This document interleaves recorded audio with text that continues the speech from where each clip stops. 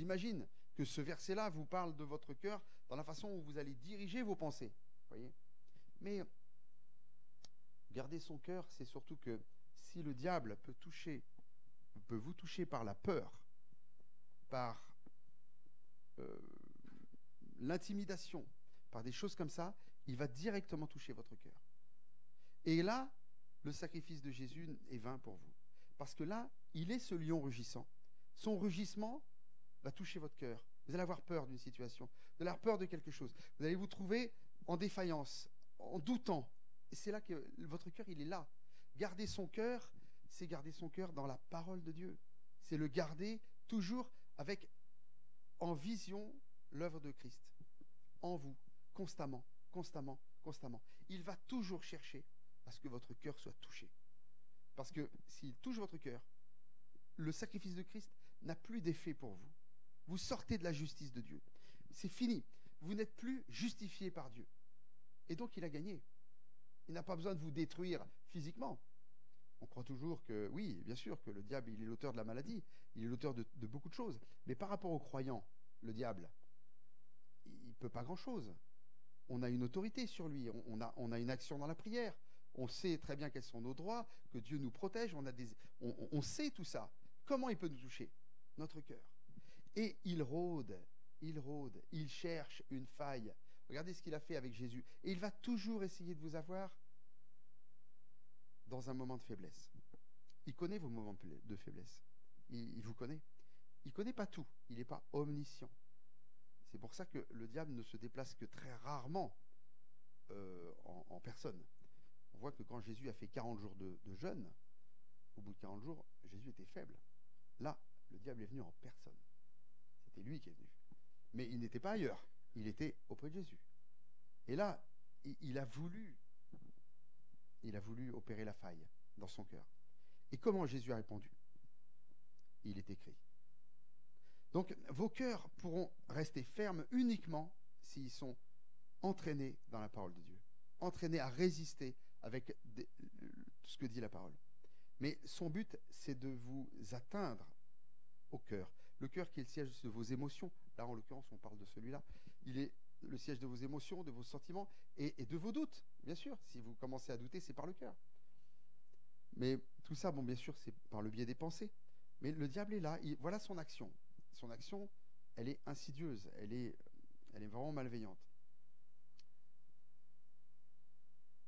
Le diable, en fin de compte, il cherche la faille dans vos vies. Il va essayer de vous trouver le plus fatigué possible. Il va essayer de vous trouver le plus déprimé possible, d'aller vous voir là où vous serez le plus au fond du seau. Et c'est là qu'il peut se garantir des victoires pour lui. Mais, vous voyez, il a une armée avec lui. Il ne peut pas être physiquement auprès de tout le monde pour l'embêter. Non. Il a vraiment une armée de démons. Et il leur a délégué le travail.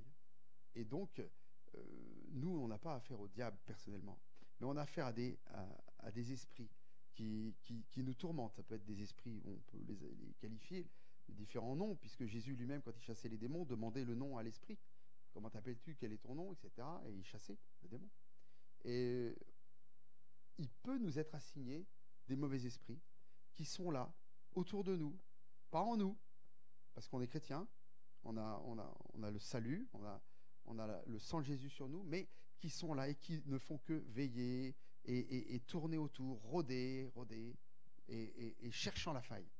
Et là, il nous faut nous lever dans l'autorité de Jésus et reconnaître cette oppression démoniaque. Quand vous avez des pensées qui vous assaillent, reconnaissez-en la provenance et ayez une action directe spirituelle.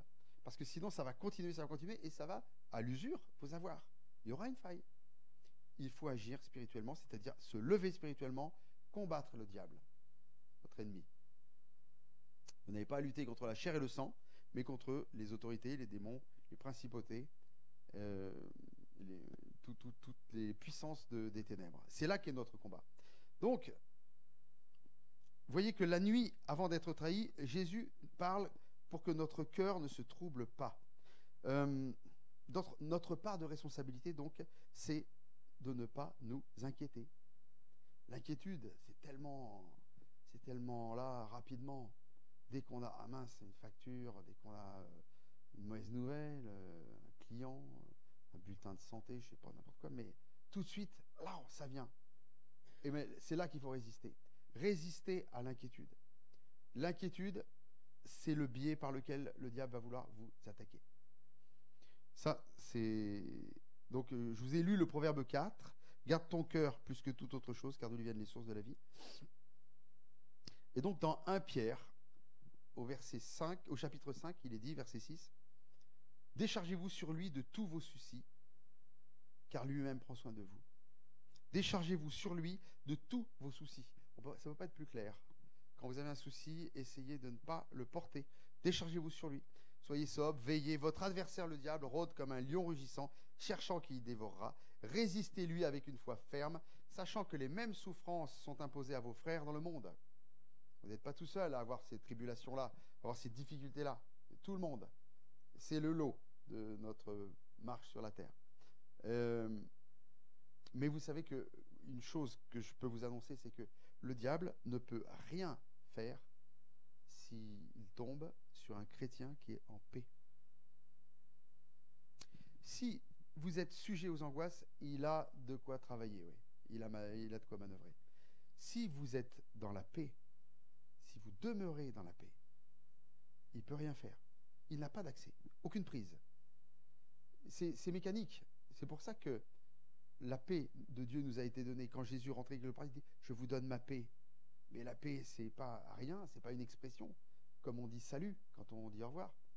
C'est vraiment la paix de Dieu, la paix de Jésus. C'est vraiment quelque chose de tangible. C'est quelque chose qui nous recouvre, qui nous protège, par laquelle il faut vraiment qu'on puisse avoir conscience que cette paix-là, elle est surnaturelle. Et elle ne s'obtient pas par un esprit paisible naturel. Elle s'obtient par la foi. Il y a des gens qui sont paisibles. Regardez un bébé qui dort, il est paisible. Mais c'est pas de ça dont on parle. On parle vraiment de se tenir dans la paix, de se maintenir dans la paix. Ça, c'est une arme défensive, la paix, qui nous permet de ne pas être la cible du diable. Parce que lui, il veut que vous ayez peur, que vous soyez troublés, il veut vous atteindre. Donc, comptez sur la grâce de Dieu qui ne tarira pas pour vous dans chaque domaine de votre vie. Comptez sur la grâce de Dieu.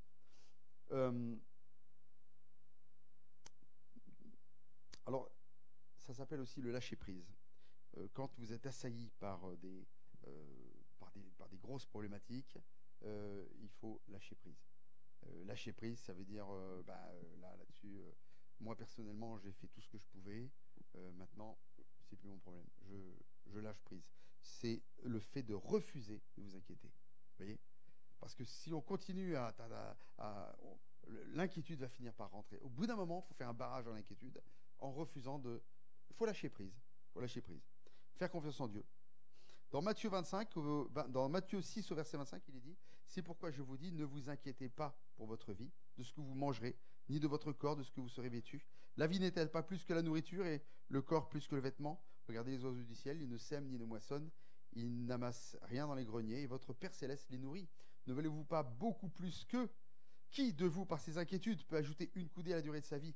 Et pourquoi vous inquiétez au sujet du vêtement? Considérez comme croissent les lys des champs. Ils ne travaillent ni ne filent, cependant, je vous le dis, que Salomon, même dans toute sa gloire, n'a pas été vécu comme l'un d'eux. Si Dieu revêt ainsi l'herbe des champs qui existe aujourd'hui et qui demain sera jetée au four, ne vous vêtira-t-il pas plus, à plus forte raison, gens de peu de foi? Ne vous inquiétez donc point. Vous voyez, c'est un ordre. Hein. Ne vous inquiétez donc point. Et ne dites pas que mangerons-nous, que boirons-nous, de quoi serons-nous vêtus, car toutes ces choses, ce sont les païens qui les cherchent. Et votre Père sait que vous en avez besoin. Cherchez premièrement, alors ça c'est intéressant, dans la suite de ce verset, on vous dit de ne pas vous inquiéter, et regardez, on va ajouter quelque chose, cherchez premièrement le royaume et la justice de Dieu. Ah, et toutes ces choses vous seront données par-dessus tout. Mais, donc ne vous inquiétez pas du lendemain, car le lendemain aura soin de lui-même, à chaque jour suffit sa peine. Mais premièrement, recherchez le royaume et la justice de Dieu. La justice. Tiens. Pourquoi est-ce que la paix et la justice marcheraient ensemble? On va essayer de voir. Vous savez que Dieu veut une vie paisible pour nous. C'est vraiment le témoignage de son amour pour nous. Il nous aime d'un amour parfait. Et cet amour-là doit chasser toutes les peurs dans nos cœurs. Donc que votre cœur ne s'alarme pas, ne se trouble pas. Ça, c'est ce que Jésus a dit à ses disciples avant de les quitter. C'est la recommandation ultime. C'est bien que ça a de l'importance. Si ça fait partie de la dernière recommandation de Christ, c'est bien que ça a une importance majeure. Il n'a pas dit « Ah, j'ai oublié de fermer le gaz à côté. Hein. Vous irez voir s'il n'y a pas une fuite de gaz. » parce que... Non, il a dit « Ne vous inquiétez pas. » Il a vraiment nous a laissé un message de haute importance à considérer. Jean 15 au verset 1, « Je suis le vrai cep, et mon Père est le vigneron. Tout sarment qui est en moi et ne porte pas de fruits, il le retranche. Tout sarment qui porte du fruit, il l'émonde afin qu'il porte plus de fruits encore. » Déjà, vous êtes purs. Déjà, vous êtes purs. Vous voyez, quand vous croyez en Dieu, attention, vous êtes purs. C'est important. À cause de la parole que je vous ai annoncée, demeurez en moi et je demeurerai en vous. Là, ça va être le thème du cep et des sarments. Comme le sarment ne peut de lui-même porter du fruit, s'il ne demeure attaché au cep, ainsi vous ne pouvez non plus, si vous demeurez en moi. Je suis le cep, vous êtes les sarments, celui qui demeure en moi et en qui je demeure porte beaucoup de fruits, car sans moi, vous ne pouvez rien faire. Sans Jésus, on ne peut rien faire. C'est vraiment écrit. Si quelqu'un ne demeure pas en moi, il est jeté dehors comme les sarments, il sèche, on l'amasse et on le jette au feu et il brûle. Si vous demeurez en moi et que mes paroles demeurent en vous, c'est là la clé, si vous demeurez en moi et que mes paroles demeurent en vous, demandez ce que vous voudrez et cela vous sera accordé. Si vous portez beaucoup de fruits, c'est ainsi que mon Père sera glorifié et que vous serez mes disciples. Comme le Père m'a aimé, je vous ai aussi aimé. Demeurez dans mon amour. Si vous gardez mes commandements, vous demeurerez dans mon amour, de même que j'ai gardé les commandements de mon Père et que je demeure dans son amour. Je vous ai dit ces choses afin que ma joie soit en vous et que votre joie soit parfaite. Donc là, on a aussi le thème de la joie.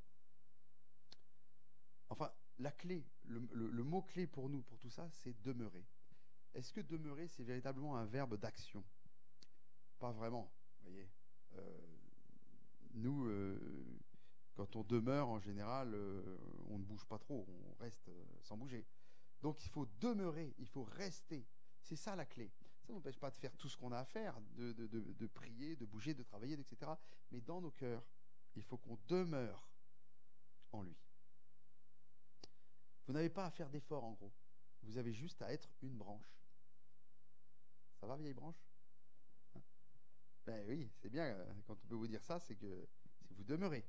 Donc, la vigne peut être... Est-ce que la vigne peut être en bonne santé et les branches en mauvaise santé? En général, non. Le cep, les racines, s'ils sont en bonne santé, les branches seront aussi en bonne santé.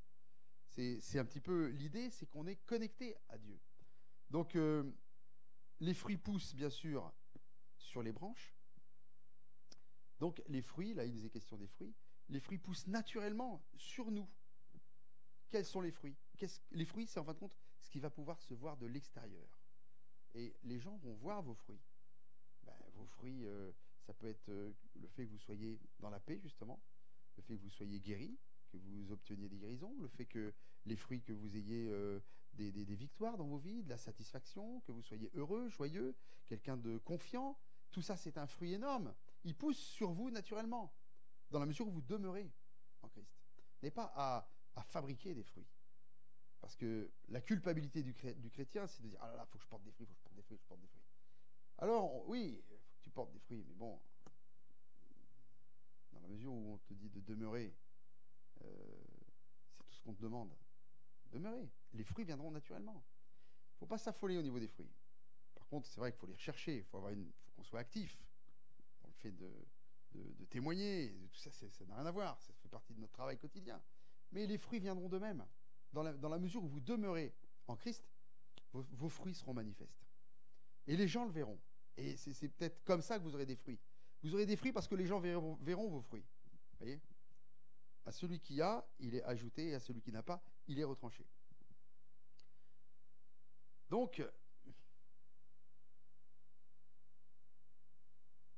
oui, porter du fruit, c'est vraiment la responsabilité du tronc et des racines, parce qu'elle pourvoit à la sève. Donc, de quoi une branche a besoin? De quoi un sarment a besoin? Eh bien, il a besoin de soleil. Et le soleil, on sait que Jésus est le soleil de la vie, quoi. C'est lui. Il a besoin de pluie, d'eau. L'eau, la pluie, c'est le Saint-Esprit.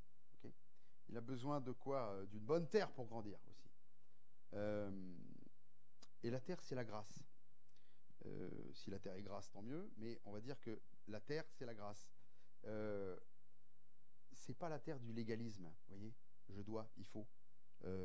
Parce que je fais ça, je vais avoir ça. Surtout pas, surtout pas, surtout pas, parce que ça enlève le plus gros point de l'œuvre de Christ dans nos vies, c'est la justice. Surtout, ne pas rentrer dans le légalisme. C'est pas non plus la sainteté. C'est pas non plus la terre de la sainteté, parce que la sainteté, c'est un fruit aussi. C'est un fruit qui sera manifesté, qui est manifesté dans vos vies. Vous pouvez pas dire, voilà, moi je suis saint, donc je mérite ou quoi que ce soit. Non, non. Vous êtes irrigué par la sève du tronc du cep, donc vos œuvres seront saines. Vous serez saints. C'est le contraire. Voilà, la seule chose à faire pour la branche, en fin de compte pour le sarment, c'est d'être tranquille, d'être relax, de se détendre, d'apprécier tout ce que Dieu a fait pour vous. Parce que faut surtout pas rentrer dans l'activisme. Il faut observer la délivrance que Dieu opère pour vous. Vous savez, souvent dans la Bible, des grands héros, Dieu leur a dit, observe la délivrance que je vais opérer pour toi. Vous voyez, vous vous souvenez de tous ces passages dans les rois où tout était catastrophique. Vous vous souvenez de ces rois qui étaient partis dans le désert, dans une marche qu'ils avaient mal préparée. Ils se sont retrouvés au milieu du désert, plus d'eau, plus rien, pour alimenter les bêtes et l'armée. Et Dieu, il y a un passage qui dit, au moment de l'offrande, l'eau arriva du chemin d'Édom et la vallée en fut remplie. Vous voyez, ils ne pouvaient plus rien faire, ils étaient sans eau, sans rien. Dieu a fait quelque chose pour eux. Eh bien, qui pouvait s'attendre à ça? Qui peut s'attendre à une réponse comme celle-ci? Par le chemin d'Édom, tout d'un coup arrive de l'eau et la vallée en fut remplie. Vous voyez que c'est quand même une réponse qui ne pouvait pas être prévue. Et comme je vous disais, Dieu est imprévisible. Dans la mesure où vous lui faites confiance, la réponse, vous ne pouvez pas l'imaginer. Vous voyez? Il se peut qu'elle soit banale aussi. Mais bon, en général, c'est souvent ça. Donc, se détendre. Alors, la religion nous dit, fais ci, fais ça, etc. Et en fin de compte, Jésus nous dit, c'est fait, c'est fait, c'est fait. Tout est déjà fait avec Jésus. On ne fait pas. Il y a, vous savez, au Portugal, j'ai vu une émission sur des églises, des processions. Les processions au Portugal, il y avait des gens qui faisaient des tours de l'église à genoux, vous voyez, qui se promenaient d'un village à l'autre, qui faisaient un chemin important sur des genoux, etc. Donc ils étaient questionnés par pourquoi vous faites ça, etc. Et c'était des gens qui manifestaient quelque chose, qui voulaient souffrir pour... Pourquoi? Parce que s'ils avaient compris vraiment l'œuvre de Christ, il a tout fait, il a tout souffert. On ne va pas en rajouter, c'est pas la peine. Ça annule tout. Dans la mesure où on commence à prendre sur soi les souffrances que Christ a prises sur lui, ça annule tout. C'est comme s'il avait tout fait pour rien. C'est insultant quand même. Mais ces religieux, donc, vous savez, une œuvre comme celle-ci, le fait de marcher à genoux et de faire cette procession, de montrer à quel point on souffre, etc., c'est en fin de compte, c'est de la religion. Et c'est une œuvre de la chair, tout simplement. C'est une œuvre de la chair, comme toutes les autres œuvres de la chair, sauf que celle-là, elle est déguisée avec un esprit religieux. Voilà.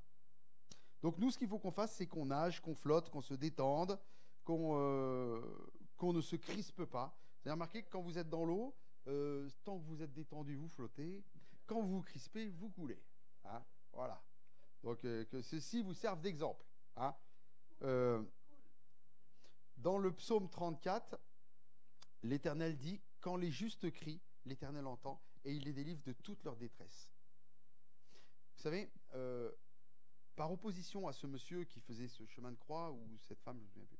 Et vous connaissez peut-être l'histoire de cette femme qui s'appelle Rita Lacour, qui était une Canadienne, Rita Lacour, et elle vivait au Canada. Voilà, elle souffrait énormément d'artériosclérose. Elle était handicapée, mais vraiment très fortement.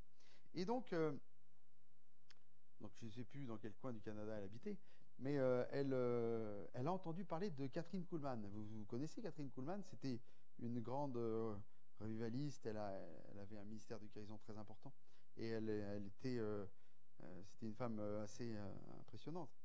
Et elle a entendu parler de ça. Et donc elle a dit à son mari, il s'appelait Jojo, je crois. Il dit, Jojo, on va prendre la voiture, on va aller voir cette Catherine Kuhlman. Jojo dit, attends, 6000 km, on va peut-être pas y aller, c'est au fond de l'Amérique. Si, moi je crois que j'y vais, etc. Bon, Jojo il fait les valises, il prévoit l'itinéraire avec tout ça. Le voyage est très long, très dur. Elle souffre beaucoup, hein, elle est très affligée par ce mal. Puis elle arrive en finalité, ou de je ne sais pas combien de jours de voyage, elle arrive dans une salle de réunion. Et donc elle s'assied, et puis elle est dubitative. Alors elle est catholique. C'est une fervente catholique. Rita Lacour. Elle est très très catholique. D'ailleurs, elle ne connaît que le catholicisme. Mais dans cette situation-là, elle a décidé de faire quelque chose. Donc elle arrive, elle s'assied, elle écoute la réunion, tout se passe, elle ne bouge pas, elle est à sa place, la réunion prend fin, elle est restée assise, rien ne s'est passé. Les gens se lèvent, partent, elle reste assise sur son siège. Et là, elle va faire une prière à Dieu, avec ses mots, comme elle peut la faire. Vous savez, nous, on sait prier, mais c'est vrai qu'il y a des gens qui ne savent pas prier, qui ne comprennent pas comment ça fonctionne la prière. Et donc, avec ces mots, elle a été très, très sincère, et elle a parlé à Dieu, et voilà ce qu'elle lui a dit.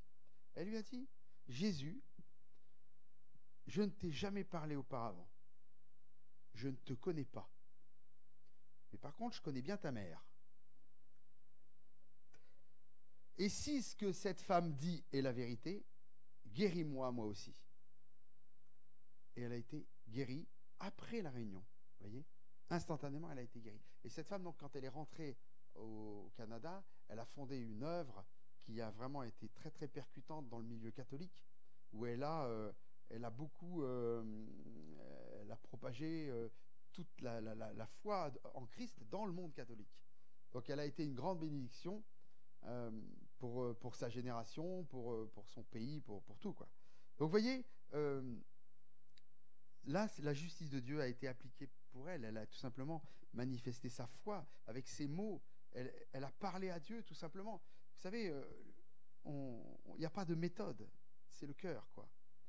Donc, vous savez, elle était en attente, Rita. Elle a été en attente de quelque chose. Elle a fait le chemin. Elle a payé le prix. Elle est allée. Elle avait de l'expectative. Dieu a répondu à sa prière. Notre société nous enseigne beaucoup à faire, mais Dieu nous demande toujours d'être sincère avec lui, d'être simple, de ne pas compliquer nos relations avec lui, au contraire. Donc tout ça, vous savez, on est dans une question d'identité. Est-ce que nous sommes vraiment en Christ? C'est la question qu'on peut se poser. Est-ce qu'on est vraiment en Christ? Et est-ce qu'on fonde notre identité sur nos bonnes actions ou sur ce qu'on peut faire? Eh bien, on a intérêt à ne pas le faire. Parce que nous devons être affermis par la justice. Mais pas notre justice. On ne peut pas être affermi par notre justice. Ça ne tient pas la route. Sinon, on ne peut pas faire en sorte que notre cœur ne se trouble pas. Si on est affermi par la justice de Dieu, notre cœur ne se troublera pas.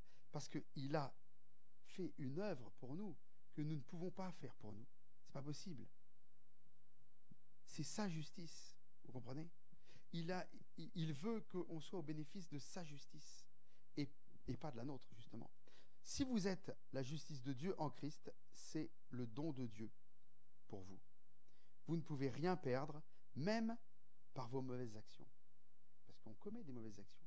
S'il fallait qu'on ne commette pas de mauvaises actions pour expérimenter la justice de Dieu, mais personne n'aurait accès à la justice de Dieu. Vous comprenez? Donc la justice de Dieu s'opère quand bien même nous sommes ce que nous sommes. Voilà. Vous ne pouvez rien perdre, même par vos mauvaises actions, puisque vous ne l'avez pas obtenue en faisant le bien, cette justice. Est-ce que vous l'avez obtenue en faisant le bien? Ben non. Donc est-ce que vous allez la perdre en faisant le mal? Ben non. Vous ne pouvez pas. C'est quelque chose qui est indépendant de vous.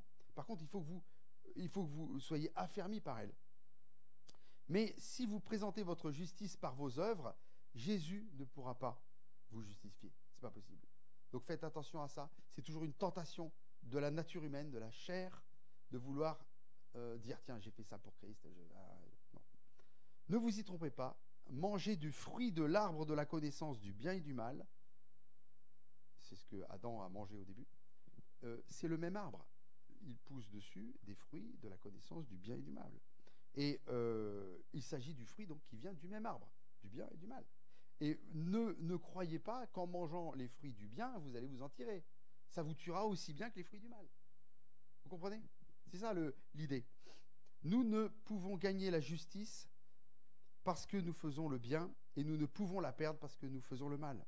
Nous sommes justes parce que Dieu nous a fait don de sa justice, quand nous avons reçu Jésus-Christ. Et parce que nous avons Jésus, tout le bien que lui, il mérite, c'est nous qui l'obtenons. Dans 2 Corinthiens 5, celui qui n'a pas connu le péché, il l'a fait devenir péché pour nous, afin que nous devenions en lui la justice de Dieu. C'est nous la justice de Dieu. Nous sommes la justice de Dieu. Il n'est pas devenu péché en pratiquant le péché. Vous le savez, il est le seul être sur la terre qui n'a pas péché. Donc, il n'est pas devenu péché en pratiquant le péché. Nous ne sommes pas devenus justes en pratiquant la justice. Vous comprenez? Donc, il a reçu le péché et nous avons reçu la justice. C'est quelque chose que nous avons reçu. Nous sommes dans un état passif, là. Nous recevons. Il n'y a rien à faire. Quand il devint péché, il fut maudit. Toute la malédiction du monde est tombée sur lui parce qu'il est devenu péché. Et quand nous avons reçu la justice, nous avons été bénis. Vous voyez? L'échange qui se fait dans la justice de Dieu, c'est un échange parfait. Il a tout pris le mal, on a tout pris le bien. On n'est que au bénéfice de sa justice. Donc, il n'a pas été maudit parce qu'il le méritait, et nous ne sommes pas bénis parce que nous le méritons.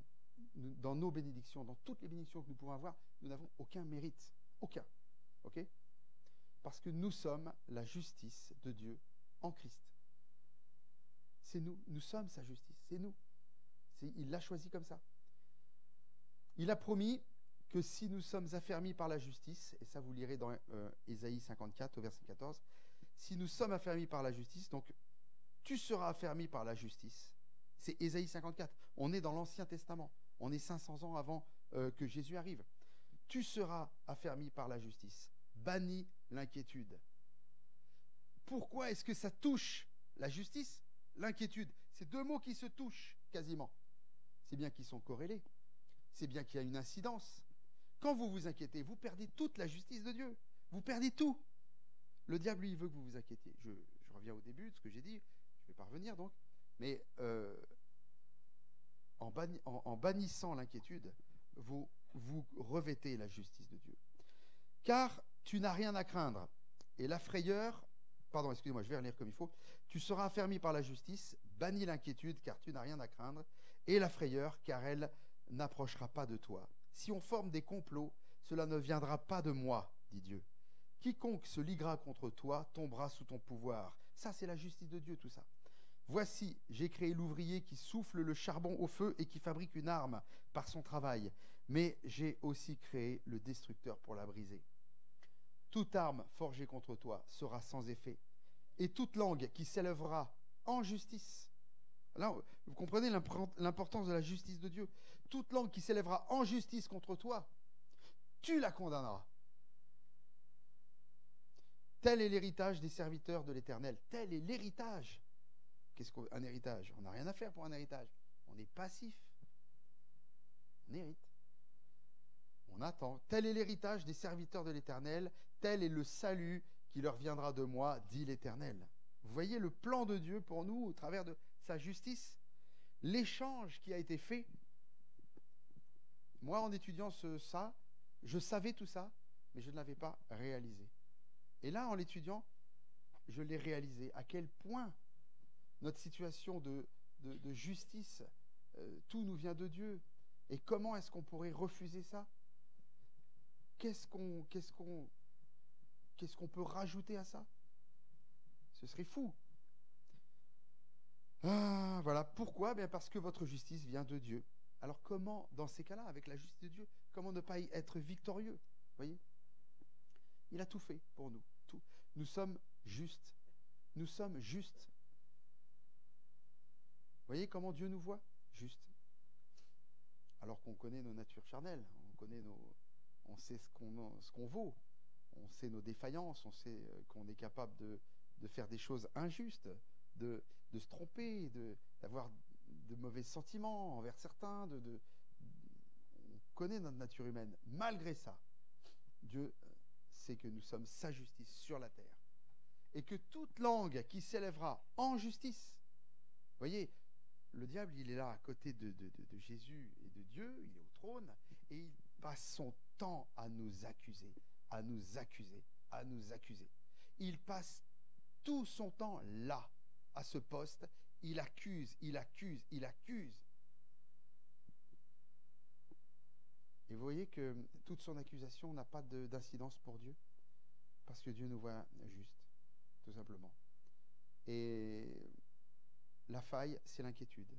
La faille, c'est ce lion rugissant qui va vouloir vous faire peur dans vos situations. Maintenez-vous dans la foi du fait qu'il est votre secours, il est votre sortie de secours, il a prévu la sortie dans vos épreuves. Maintenez-vous comme ça. Conservez la justice de Dieu en vous et il arrivera. Et vous y arriverez. Et vous irez de triomphe en triomphe, de victoire en victoire.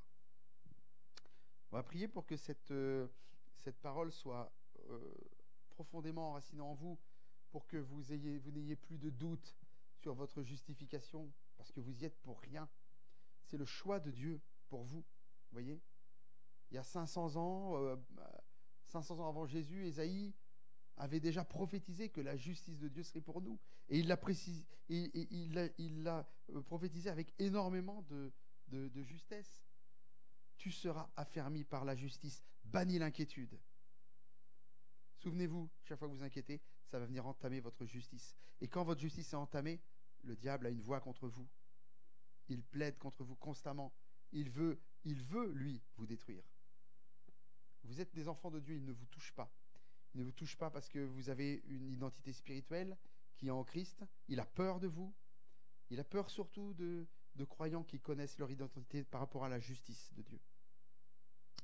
On va prier ensemble que Dieu nous maintienne dans cette pensée et que nous puissions croître dans cette notion, comprendre la justice de Dieu. Merci Seigneur parce que tu nous justifies en toute situation, Seigneur. Tu ne permets pas que nous soyons diffamés, Seigneur, par l'ennemi, par le tentateur, par l'accusateur, Seigneur, mais tu as pourvu pour notre justice. Nous sommes vus par toi, Seigneur, comme justes, Seigneur. Nous t'en rendons grâce. Merci pour l'œuvre de ton Fils qui nous a acquis cette justice au prix de sa vie, au prix de son sang, au prix de ses souffrances, au prix de son cheminement et de son obéissance. Merci, Seigneur. Nous voulons vraiment être au bénéfice de cela, Seigneur. Nous voulons demeurer dans la foi, demeurer, Seigneur. Demeurer au sarment, au cep, demeurer à cette sève, irriguée par ta sève, Seigneur. Merci parce que tu nous justifies aussi par nos œuvres, par nos fruits, Seigneur. Par nos fruits. Tu nous justifies par nos fruits, Seigneur. Et les fruits, ce sont ceux que tu nous donnes, Seigneur. Nous te prions, Seigneur, que tu nous donnes davantage de fruits. Nous te prions, Seigneur, que les fruits de notre salut, les fruits de notre justice en toi soient visibles auprès de tous, Seigneur. Prions, Père, que parmi nos voisins, nos amis, parmi tous ceux qui nous côtoient, Seigneur, que les fruits de ta justice soient visibles, Seigneur. Merci parce que tu mets dans nos bouches un témoignage. Tu nous mets dans nos bouches une hardiesse pour parler de toi, Seigneur. Tu mets aussi dans nos cœurs le discernement, Seigneur. Que nous puissions ne pas agir sans discernement, Seigneur, mais que chaque parole, chaque action que nous faisons soit vraiment guidée par toi, Seigneur. Donne-nous le discernement, Seigneur, à chacun, Seigneur, afin que nous sachions dans quel combat nous sommes, afin que nous sachions qui est notre ennemi, où il se cache, afin que nous connaissions la source de ce qui nous arrive, Seigneur. Tu nous donnes ton discernement, Seigneur, qui vient par le Saint-Esprit. Merci parce que c'est un don, Seigneur. Et tu nous as dit, Seigneur, qu'au début de l'année, que nous pouvions faire des vœux auprès de Dieu. Et nous avons fait des vœux tous ensemble. Moi, je sais que mon vœu, ça a été le discernement. Un des 3 vœux, j'ai demandé d'avoir du discernement parce que on prend des claques dans la tête, des fois on ne sait pas d'où elles viennent. Devine qui t'a frappé. C'était ce qu'on disait à Jésus quand on lui mettait des claques et devine d'où elle vient celle-là. Vous voyez, ça ne veut pas dire que Jésus n'avait pas de discernement. Mais bon, en l'occurrence, c'est surtout que nous, on a besoin de savoir d'où nous viennent les coups parfois. Parce qu'on prend des coups, la vie n'est pas facile, mais quand on continue à marcher dans sa justice, Dieu va nous donner le discernement. Il y a des situations qu'on va arrêter par sa justice, justement. Et on va demander la justice de Dieu dans nos situations. Parce que il veut la donner. Il sait quand on est affligé par des choses injustes. Il le sait. On va demander que Dieu manifeste sa justice dans nos vies. À chacun. Tous, on en a besoin, je pense. Merci, Seigneur, de faire poindre ta justice, Seigneur, dans nos vies, Seigneur, dans nos situations, Seigneur. Nous réclamons ta justice. Nous savons que nous l'avons, Père. Mais nous réclamons qu'elle soit manifestée, Seigneur. Que tu te lèves, Seigneur, et que tu nous fasses justice. Tu as dit, Seigneur, dans le psaume 37, que ta justice poindra comme le soleil à son midi. Tu as fait une promesse, Seigneur, sur ta justice, Seigneur. Merci, Père. Nous te la réclamons dans nos situations, dans les situations injustes dans lesquelles nous passons, Seigneur. Nous demandons non pas notre justice. Nous ne voulons pas nous faire justice. Nous voulons attendre que dans l'épreuve, l'issue nous soit manifestée. Et c'est ta justice, Seigneur, cette issue. Elle vient à nous par ta grâce au nom de Jésus. Merci, Seigneur, parce que tu es bon. Tu veilles sur nous et nos cœurs ne se troublent pas. Au nom de Jésus. Amen.